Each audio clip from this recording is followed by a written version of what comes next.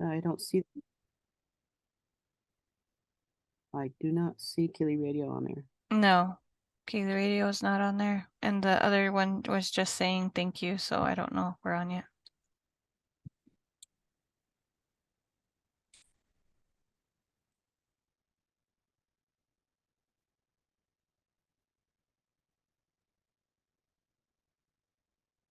I think she put me on the radio, on the air with the phone, is what she did.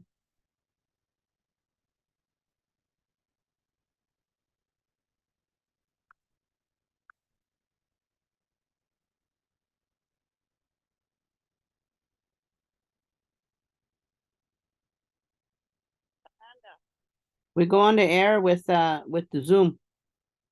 Oh, well, I have you on, you called in on the phone line, so you're live on the air on the phone line. Oh, okay. No, it's on I Zoom. don't have a Zoom link. I did not get a Zoom link from you guys. Okay, we'll send it again. Is it the same one Yep. from 2 weeks ago? Valerie, is it the same one from 2 weeks ago? Yes, ma'am. Yes, it is. I just sent it again this morning and I'll send it again. What time did you send it? Because I don't have anything. I sent it at 8:30 this morning. Yeah, I don't have it. So when I put you on the air, just now, you're live on the air. Oh, okay. Now we're all our guests are on the Zoom waiting. Okay, well, I don't have a link. You have them on. Just sent it again.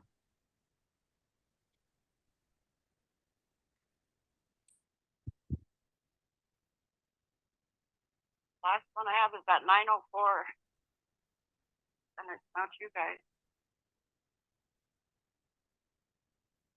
Who did it come over? Who did it come on with last week? What was the name on it? What was the title on it, Valerie? It said Wild West Show, KILI Radio, Thursday morning, 9 a.m. And it has a good morning. This is the link. Okay, I just got this from Amanda on 8/17, Wild West Show. And it comes from Valerie Janis on vjanis@olc.edu is where the email comes to. And I sent it to the on.air.person. Yeah, I still didn't get anything from you. I'm going to the old link that I got from. Would it be that? Would that link be still good, Valerie? I can tell you the Zoom number. Okay, go ahead, tell her. 942. Well, wait, I'm in there with you guys. Do you see me? Oh, yep, we see you. All right. Okay. Put us on, Melanie. I guess we're on. Good morning, everyone. This is Amanda Takes Bonnet Beauvais, and this is our Buffalo Bill Cody Wild West show.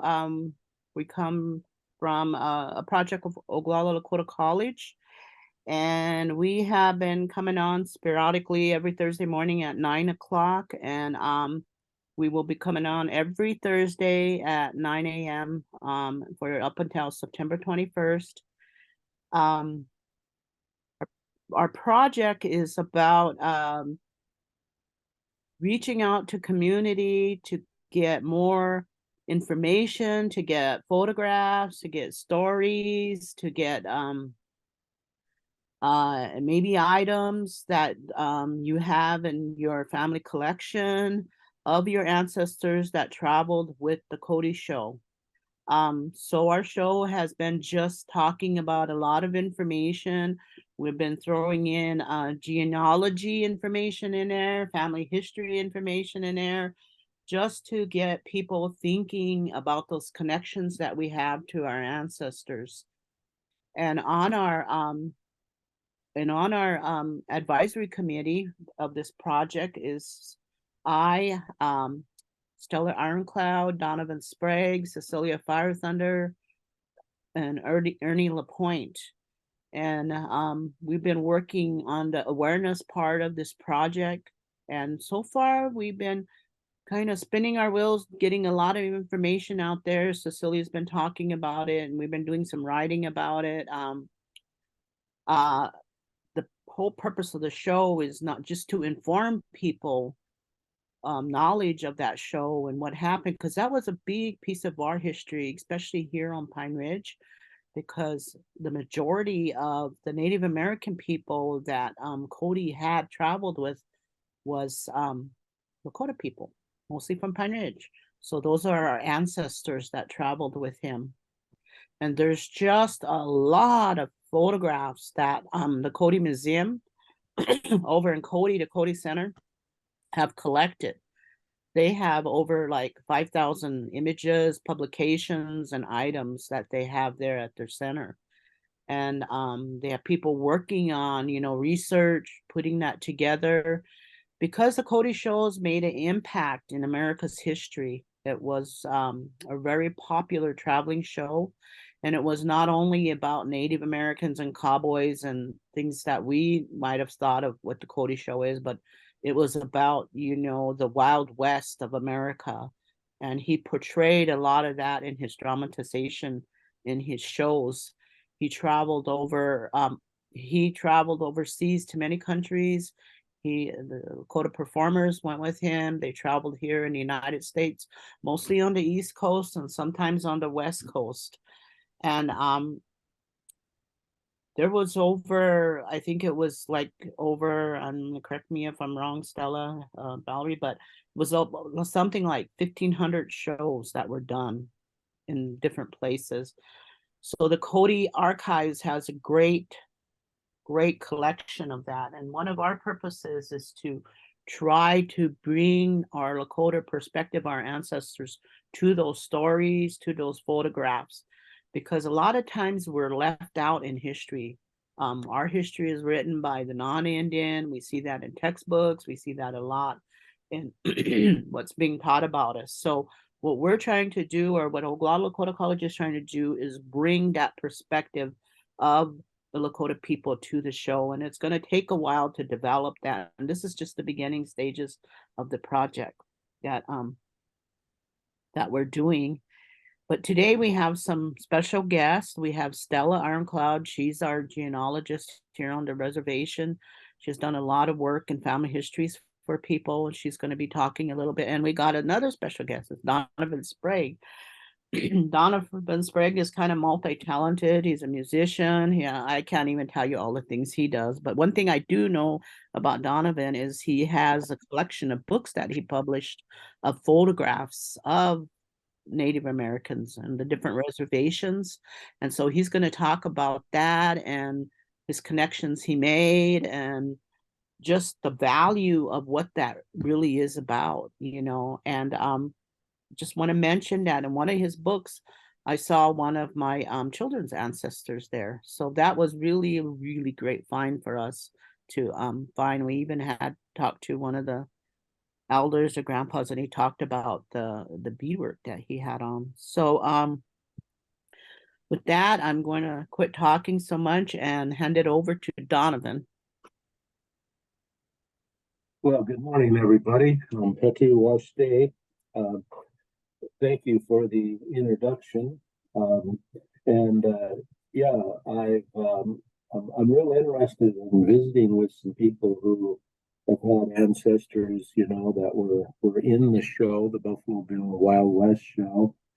And well, my own family did not participate in that, so but there is a real connection there with they were ghost dancers and also with involved with Wounded Knee. That's true, But and that has a real tie to this because a lot of this is about historic preservation and some of the articles and items which sometimes we find out are over in these cities where the Wild West show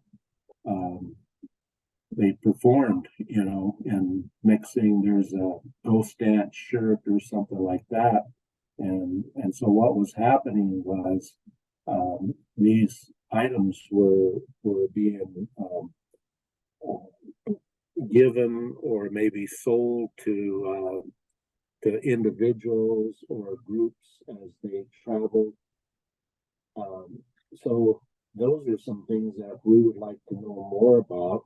And then as far as my books, well, I wrote 10 books, but anyway, at least some of the process of that, say like with gathering photographs and that and histories of families, this is very similar in that I would like to, reach out and talk to some people today whose ancestors were with Buffalo Bill, and so with my books, I went from district to district on each reservation and talked to basically anybody who would talk to me. And then I also run ads in native newspapers and got the word out, at local communities and Indian radio, such as KILI, LMD, and KINI. So yeah, that's what I'm really hoping to achieve. And I have a collection myself of some of the Buffalo Bill Wild West Bill pictures, and then I've been connected with Cody over here too. Cody in Wyoming. I'm at Sheridan College, so I'm not too far away, and so you'd be surprised how many resources are out there sometimes that we don't know about at libraries, and then the families themselves sometimes hold photos, say like for example with my books and gathering information. Sometimes a family might look around in their house, or they go up in their attic and, well, here's a chest, I have this stuff, and so with that, I've seen a lot of things that were never out publicly anywhere, as well as items, including even like ghost dance shirts, things like that. And then also, I've been archivist for Cheyenne River Sioux Tribe, and we house a large collection of the of Wounded Knee and ghost dance items there as well, and have been involved in contacts actually throughout Europe as to places that may be holding some of these. But yeah, a real resource could be some of your own families or yourself, and you might not think that much about it, but you might have heard. Even I think what's really valuable too is you might have heard some stories growing up or something about a grandparent who was with the Wild West show, or experiences and things like that. And so things like that have never been recorded in that. We do have a lot of photographs, and we know who was involved and who participated. They have lists of that, and there are quite a few really good books out. I don't have one at hand right now. It's over at my house, but there are quite a few really good books. But I just wanted to encourage that, and also lastly, that I would be willing to travel to see anyone that would want to do an interview. I'm sort of based out of Rapid City as my main home, but I also have a home in Sheridan, Wyoming. But I would travel to Pine Ridge or anywhere, just like I said with my books. Hey, anybody that will talk to me, I'll come out and gladly visit with you. And I'm also certified through the I guess it's I forgot the acronym now, but I think it's the IRB. And so I was certified through that, and really, in a nutshell, what that is it's an academic word and term for doing interviews in a way that they call it human subjects, but in a way that is sensitive and private, and not disclosing anything that people did not want disclosed. And so I am a member of that, and that was through the University of Iowa, where I did lots of interviews with American Indian people all over the nation. And this was real more personal and sensitive information, like to do with health and addictions and things like that. Totally different, but it's still, the bottom line is to respect your people and have a good heart with all of this, and thinking of our Oyate Ilamia.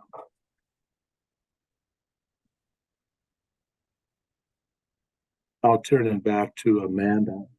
Well, thank you, Donovan. I really wished I got the list of books that you did publish with the photograph. You remember some of the titles, like usually you go in a bookstore somewhere, you see them, they're all grouped up, and I like to stop and just flip through them and look at the photographs, but that's me. I really like old photographs, so examining them. Yeah, my Pine Ridge book is called Pine Ridge Reservation, and it's an Images of America series. And I don't like to always sound like I'm blowing my horn or whatever and promoting those, but the bottom line is, if you're gonna write a book, get behind it and promote it, and you can't write a book and sit home and expect it to sell. And I tell our youth that too, because a lot of our youth can be authors and will be authors, and it helps for others to encourage them. And so yeah, my books are Pine Ridge Reservation, Cheyenne River Sioux, Standing Rock Sioux, Rosebud Sioux. And then I'm an Oklahoma author as well. I worked for the Choctaw Nation for 3 years. One book called Choctaw Nation of Oklahoma. And I have one called Donavin, Oklahoma, the headquarters of the Choctaw. And then also I have a Ziba County, South Dakota book, which is Ziba is my home county, of which Dupree is the county seat.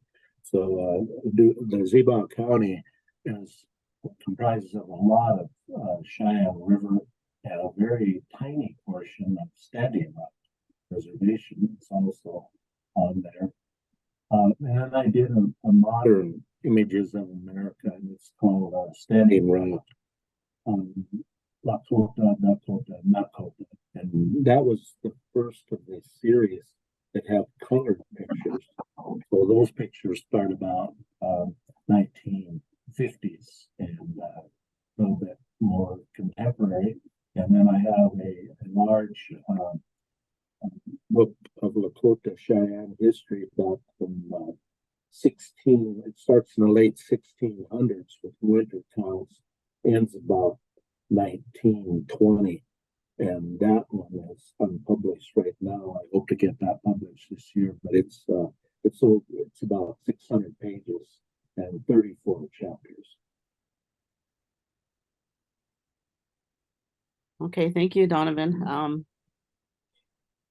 We are going to continue on, and Donovan, if you have anything more to add, just let us know.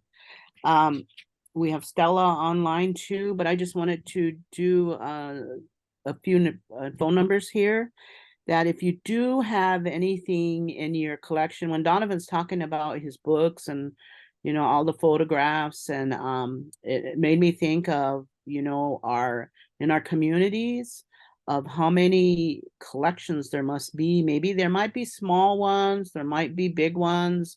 Some people have grandmas and grandpas or aunties or whatever that really kept a lot of pictures, and it was different back then to what it is now. Today we have digital, and we're always taking pictures with our phones, and that's where we keep our pictures at, is in our phones. And if we lose our phones, there goes the whole collection. Some people learned how to put it up on iCloud, but the fact of the matter is that with today's age, with digital photography, they're digital. They're not like what our grandmas and grandpas, our mom, our dad did, when they actually were printed out and kept in somewhere and taken care of, so people could see them. Or there was negatives, and some of the youth don't even know what negatives are. But there used to be, the negative collections that people had. And so it's different now when you look at it, because take for example, all my photographs I take with my cell phones, or I rarely use my 35 millimeter anymore. It's always, the best cell phone you could get that gives you good, clear, crisp pictures. Then you save them all, and you're once in a while I'll download them all. So if I was to die, what's going to happen to those? Is my family going to know even where they're at? Or we're going to be, and that's what happens. Then we start looking for those digital photos. Where did we put them at? So it's really been a change with technology when we look at photographs from what our ancestors were when they were on this Cody show. They had photographers there. They had non-Indian photographers that would flock to these shows just to get pictures of a piece of the Wild West that was tamed, and that was the Native Americans. And our ancestors knew that.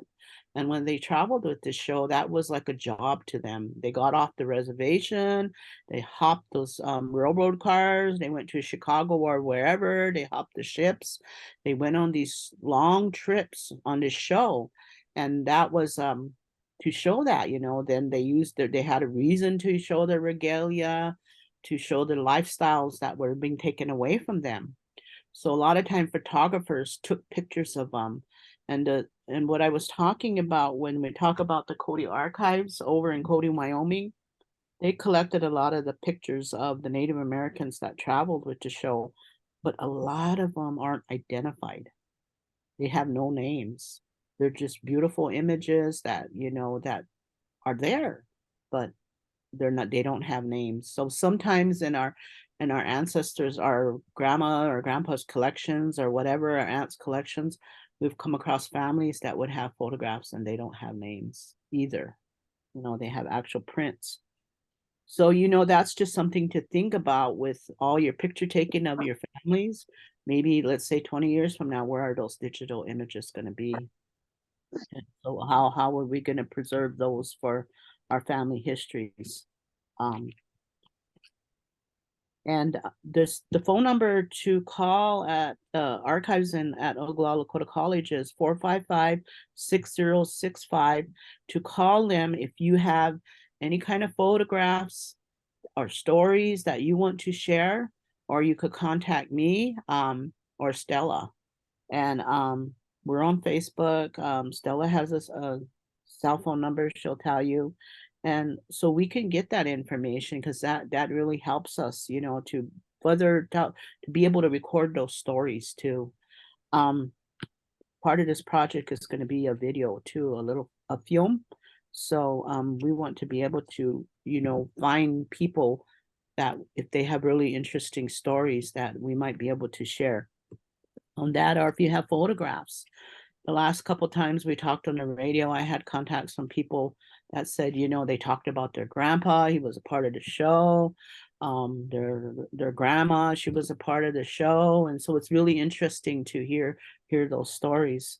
So just to and then the archives URL is codyarchives.org. If you look on there, there's just tons of information that they have put together for that. I'm going to go ahead and turn it over to Candy here, and then we'll come back to some other information. Candy? Oh, good morning, everybody.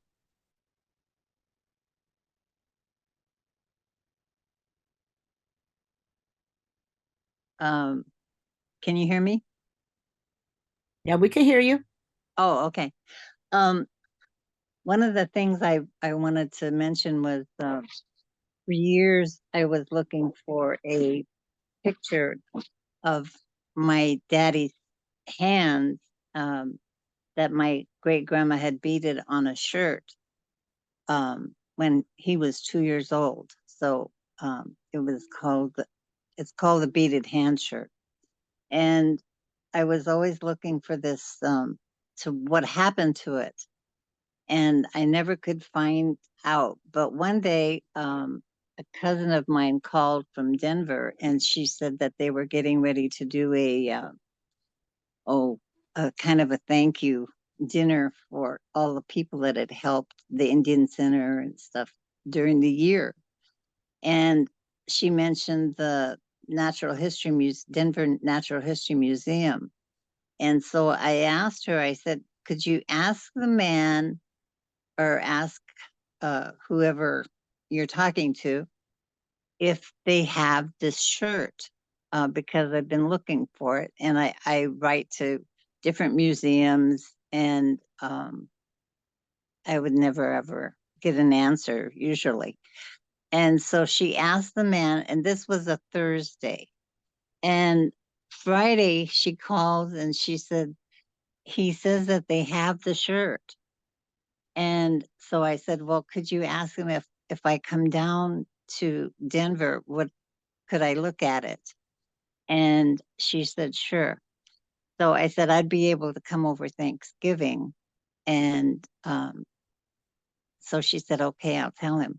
Well, I went down and he had put the shirt out on a table in a small office in the basement of the museum, and it was busy, busy, busy. I mean, it was just wall to wall people there looking at all kinds of things over Thanksgiving.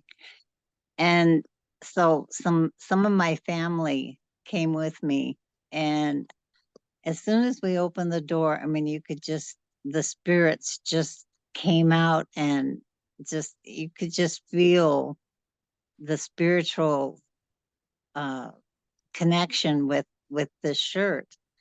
And I started crying, and we got to the shirt and he let me look at it and everything. And so I said, well, what kind of information do you have on this and how did you obtain it? And he only had one little paper in his folder on that they had on this shirt. And it was they had bought a collection from this group, this family that had for years had this shirt. They bought it in the 40s and they had it in a museum in the Florida Keys. Now, how many of us ever go to the Florida Keys to look at a museum? You know, I've never been to the Florida Keys. Been to Florida, but I've never been to the Keys. Anyway, they had bought indiscriminately from everybody in every tribe. And so when they bought their whole collection, they acquired all this stuff, and that's all it said on there was that they had bought it in the 40s and they knew nothing about it. They knew nothing about the people who had made it or who it belonged to. And so I had taken all my photos with me, and Grandpa Blackhorn had always wore this shirt ever since my grandma passed away in 1922, which is when Grandma Blackhorn beaded this shirt, because my dad, his little handprints he was 2 years old. And so we find these items in so many, many places, and we just don't, we have a hard time finding them, really.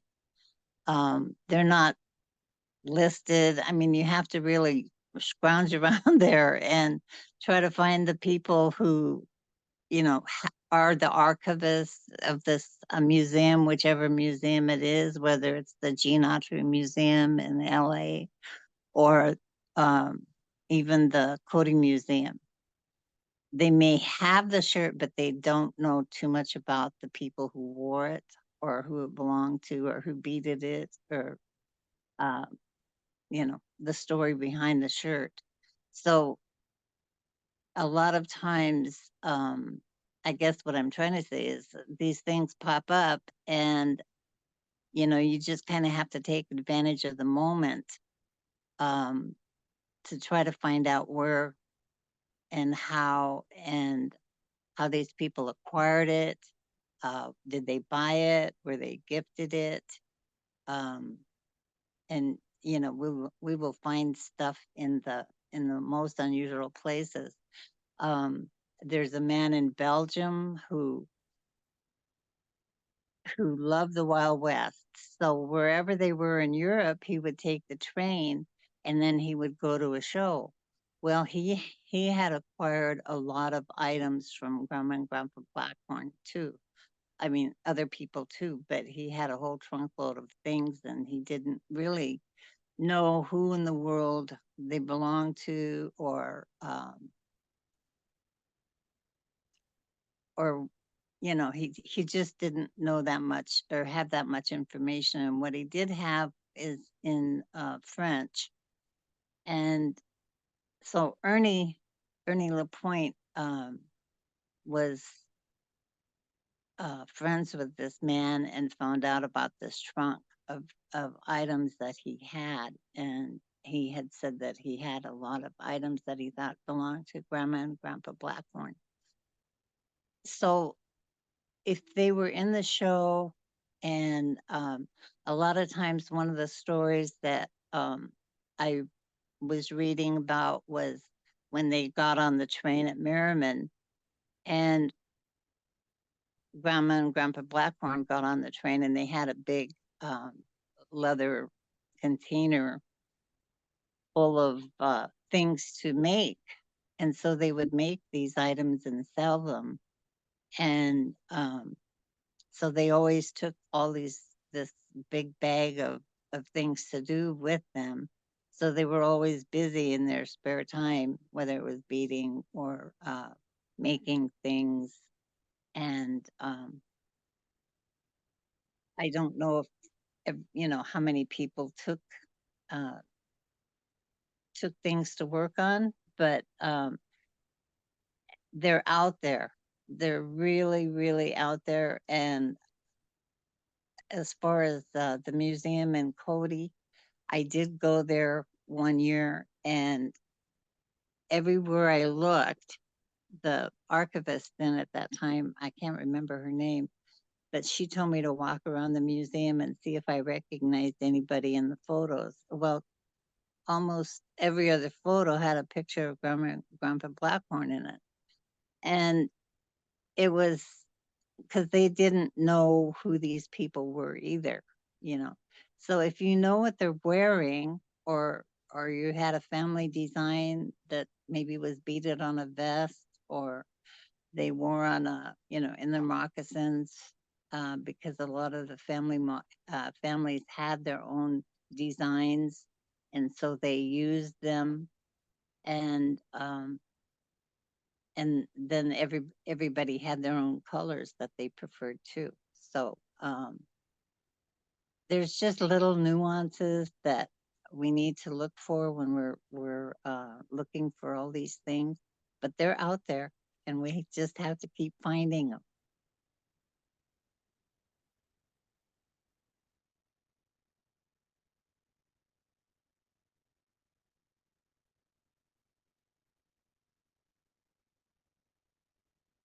Candy, are you there? Is that all? Here now. Where did you lose me?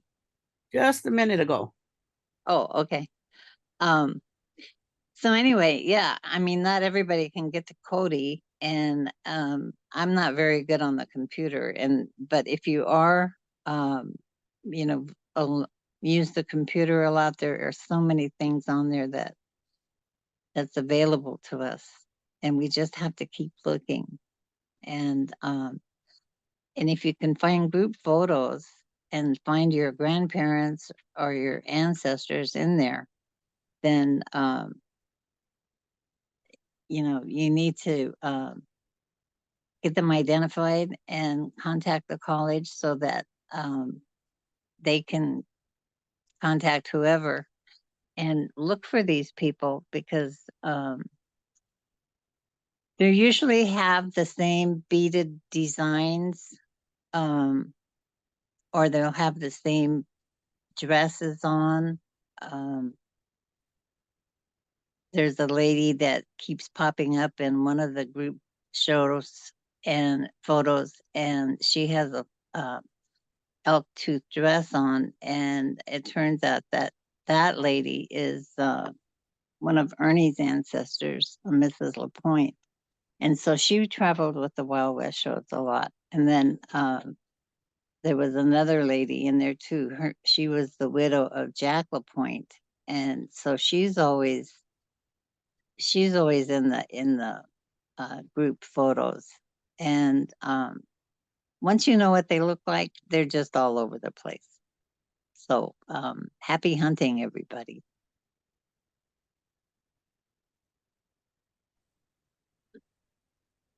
Just to add on to what Stella has been saying, you know, my great grandmother, she came from the Conquering Bear lineage, and so that was really interesting for me to do research into my ancestors through that lineage. And that's when I discovered that, you know, they were her brothers were part of the Cody show. And there was more than one picture, like Stella was saying, of them. The issue I ran into, though, was sometimes it was group pictures and they were in it, but who are the other people that were with them? And that's what I was trying to find out, because not all the photos are identified in full. You know, they might mention a name or a person or two in them. They what brought my interest to that was that my mother, who is from that lineage, she wrote a journal for her family, and it was just something she liked to do. I think that's where I got my writing interest from, was her, because she was always writing, and she was just really gifted storyteller. I grew up in a time when we didn't have television in the living room like we do now. We had radio. We listened to radio, and we didn't have devices.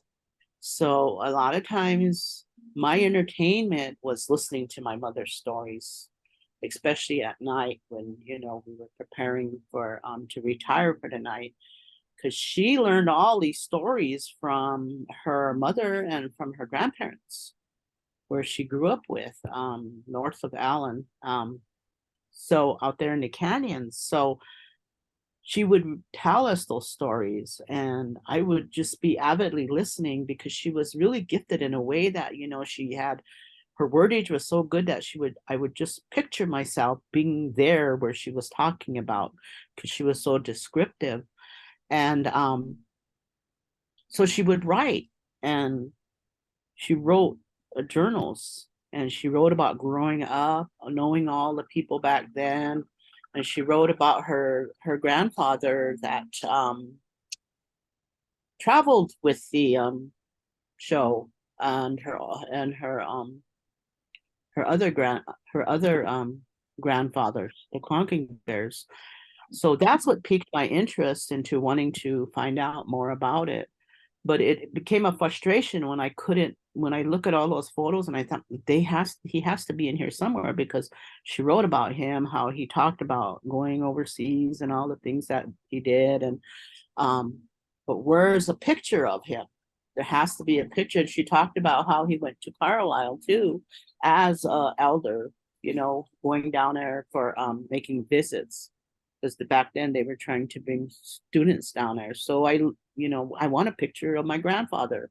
He traveled the shows, he did things in his life, and his last name was Slowdown, but to this day I still haven't, but I know that somewhere in there is a picture of him that is there.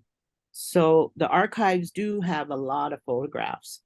They've also put in, because there was a lot of Lakota performers, then they have these manifests of who traveled with the show.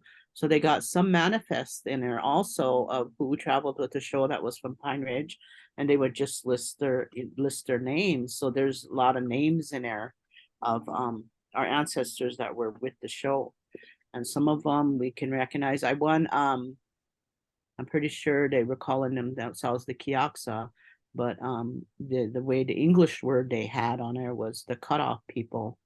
And then there was a whole list of them when they went on a couple seasons, because sometimes our ancestors they went on a couple of seasons, or sometimes they just went on one season.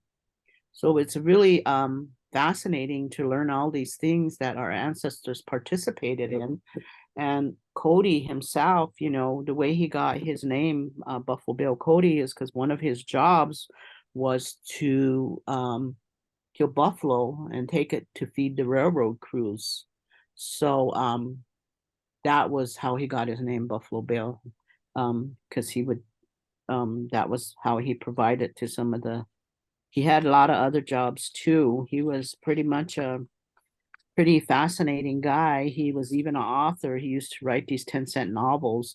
And what he would do was he was also a scout. And so he would participate in various things in being a scout, and then he would come back and write up that drama or write up that story of what happened in his novels and his little 10-cent novels. Or then he got to the point where he was able to put it on stage, and then he noticed the popularity of that. People were really interested in that, so you know they would flock to come see those stage shows. And then he started to expand out into becoming an arena where, you know, where it would become a traveling arena. It graduated from the stage to a traveling arena. So that was part of what he did. In all, there was like 117 different Wild West shows, but his was the most popular one that made history, and people have focused more on. And just to mention, there's, you know, Buffalo Bill Cody, he's different from Wild West Bill Cody. There's two different people. Sometimes I get them mixed up until I found out, hey, these are two different people. So, you know, for an example was, you know, the Pony Express. The Pony Express was a method of delivery that was used back then, but it was only like a year old. It only lasted a year old. It wasn't a successful method they used, but yet he took that story of the Pony Express and put it into his shows, into the arena, and made it more prominent. He brought more attention to it, like it was a big part of our history. So that just kind of tells how he was good at bringing that dramatization to the American people and to people in England and other countries. And so in a way, he kind of influenced how people thought about cowboys and Indians, how when we were growing up, those cowboys and Indian shows, the cowboys were the heroes, the Indians get defeated, because that was the way that he put into his shows of trying to relive how the Wild West was. And some of it was what you say, glorified. He glorified it in a way that it caught on and people actually thought that's how it was. When you look at cowboys, what were cowboys in our history? Were they what was their role? They were working people, and they weren't military. So that caught on. And then when film came into the picture, he tried his hand in film next to and my elder cousin talked about it, that our grandfather had told her about how he traveled with the show, and there's a film crew there. And So he started getting into some film too. By then, film really took off, you know. We started seeing more film. People were able to produce film, and people went to theaters to watch it. So it kind of took away from what he was doing. So that influence went on and got carried into the film projects that went on in America. Just kind of emphasizing more on cowboys and Indians, but really, what was it really like that in our history? Amanda, Yeah, go ahead. can I tell a little story that happened when I was a young girl? We lived in Alliance, and so on the afternoon, Saturday afternoon, I think it only probably cost a nickel or something to get into the movies. Well, all of the Indian people in Native people in Alliance were waiting for this movie to come out because they were going to speak Lakota, and they all wanted to go. And so when this movie did come out, and I don't know the name of the movie or who acted in it or whatever, but we all went, my grandma and grandpa and I, and the whole theater was just full of Native people on this Saturday afternoon. And so in the movie, the cavalry is coming over the hill and they're going to attack an Indian village, a native village. And my grandma all of a sudden stands up and she grabs my hand and she says, "We're leaving." And my grandpa is just sitting there and he's just laughing, you know, and enjoying the movie. Um, and I'm being jerked out of the movie, and my grandma, I'm saying, "Why, grandma? I want to watch the movie. I want to watch the movie." And she said, "We're leaving. I am not going to sit here and watch the cavalry kill all the native people again," because she had been in Pine Ridge when she was a little girl in Pine Ridge when the cavalry had come, and she had seen some people bayoneted in front of her. And I'm not too sure what year that was. She was born in around 1884. And so we get up to the ticket agent, and she says, "I want to see the manager. I want my money back." And I'm standing there and I'm still crying, and I want to see the movie. I want to see the movie. So the manager comes and he says, "Well," he said, "we don't usually give people their money back. Why do you not like the movie?" And so that's what she told him. "I am not going to sit here and watch the cavalry come and kill all the Indians."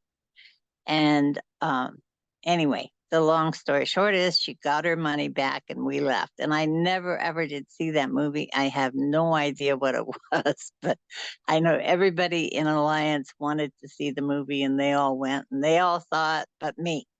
So that's just a little sideline on the Indians in the movies and whatever.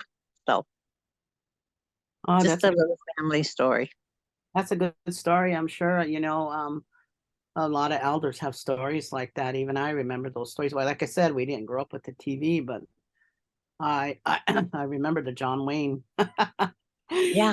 John Yeah. Wayne, the John Wayne movies, and when I got older and realized what it was all about, I just didn't like to watch John Wayne anymore. But he's a Right. hero, he's still a hero to a lot of Lakota people. So, Right. and that was Cody, he wanted audiences to experience that history, but he kind of brought on, even though it was not really a show, it was more like an expedition, he brought on, that anytime you play on human emotions, and that's how, like, uh when we talk about being an author, when we talk about movies, it creates a lot of emotions in us. And that's what makes it, multi-billion-dollar industry out there, is because they play on our emotions.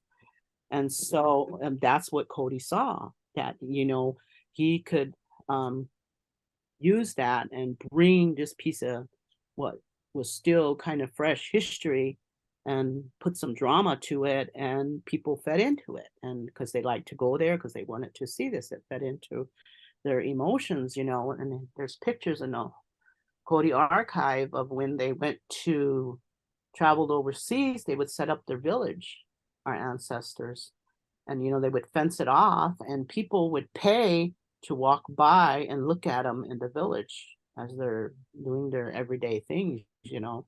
And I'm sure they added a little bit of drama to that, putting out a lot of their regalia and stuff like that, so people could see them. So that's what he did in terms of things that happened in history, with like what Stella's talking about, the cowboys and Indians. He also had a piece in there about the Rough Riders. A lot of our ancestors were part of the Rough Riders, you know, so sometime hopefully we can talk about that too. In the Buffalo Soldiers. So the different type of performance that went on, you know, it wasn't always about Native Americans. His show too, he did he did a lot of the dramatization of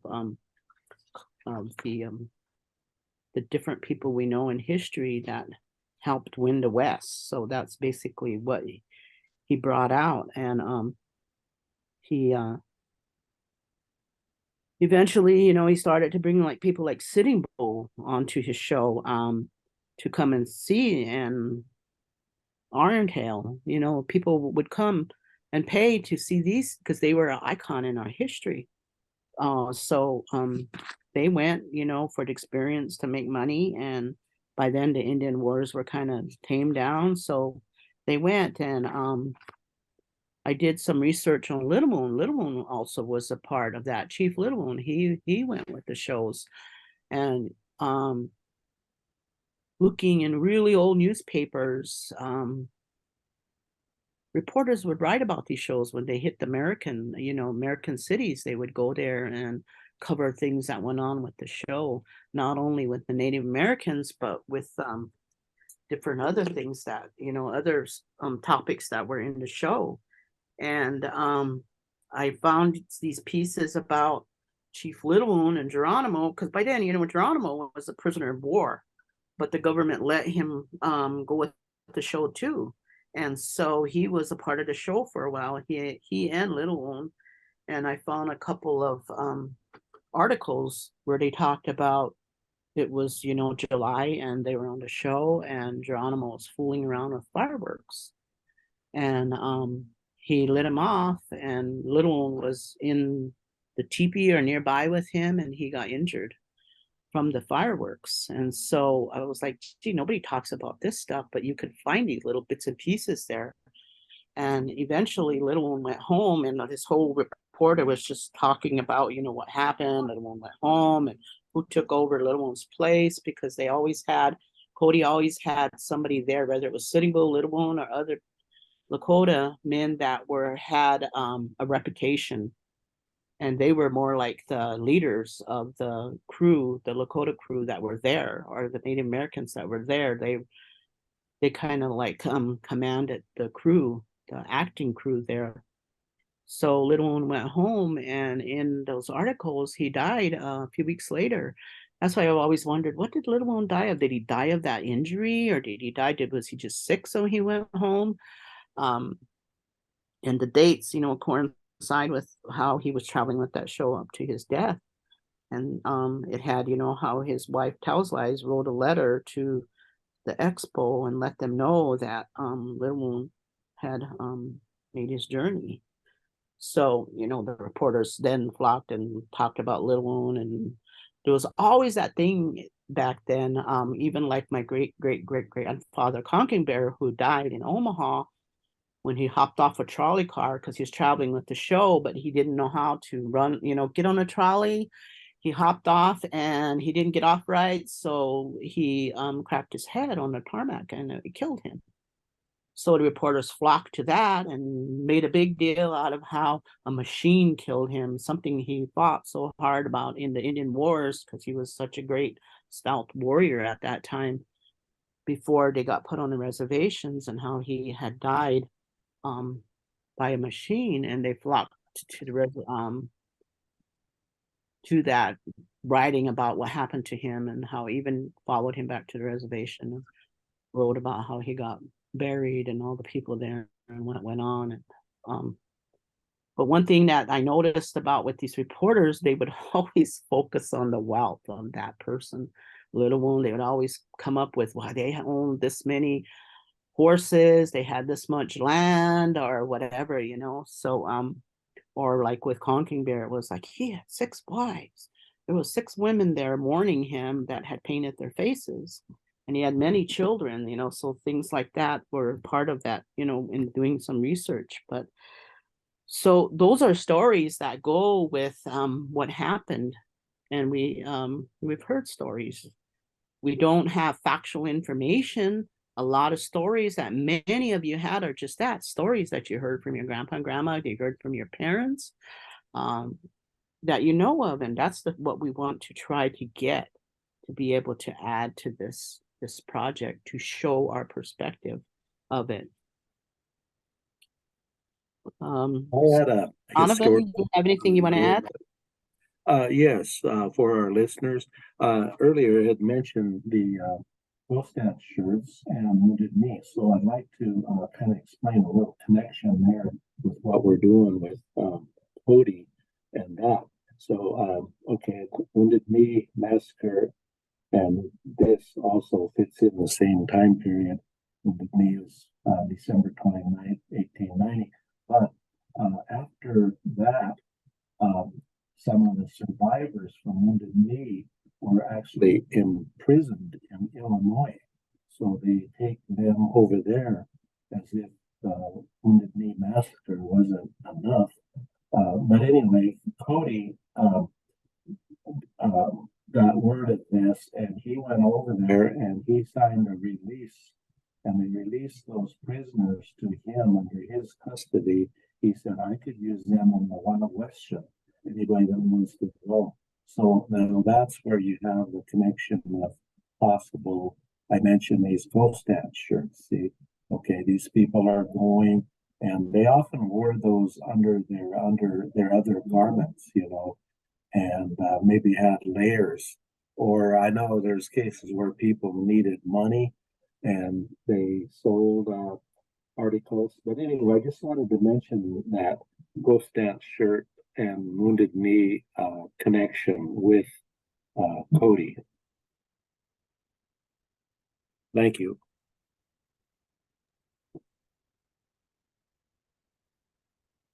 If you let me talk, I'll go on and on and on. I was sitting here with a bunch of notes, things I wanted to share. Stella, did you have anything you wanted to add? I think, gee, that was quick. We sure got our hour over real quick. No, I don't. It's been a wonderful hour, though. Thank you. Yes.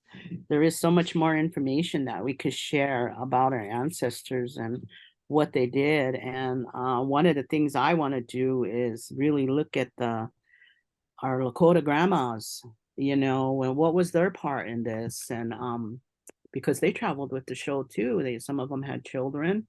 What was their part of it? And another part of it was, you know, that I'm really interested in is the dress, the regalia, what they were, what you guys were talking about. So it became a point for our ancestors that this was a focal point for them of what they donned on, was part of their acting, was part of what they were helping Cody with. So they started to, you know, put together their regalia or their dress or their tunics and their beadwork and to become, you know, to build up to that character that Cody had.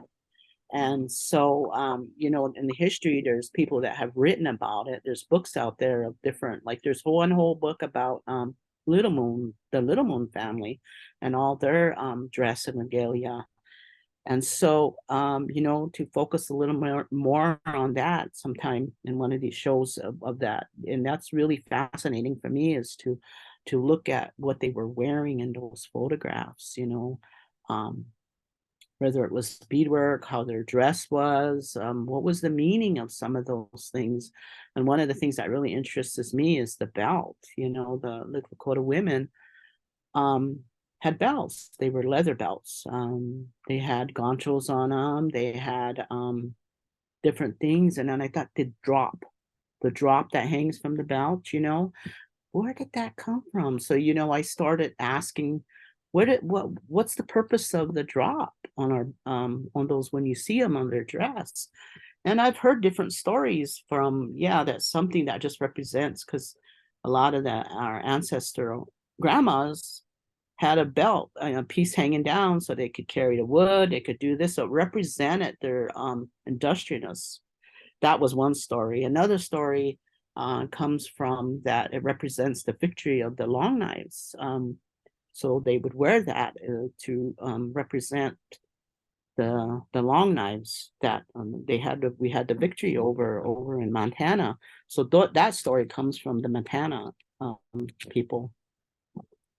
So that's kind of interesting to look at the dress, and that's what I want to do some information on in the future shows. But we're past our time again already. We will send this. We're going to be on every Thursday at 9 a.m.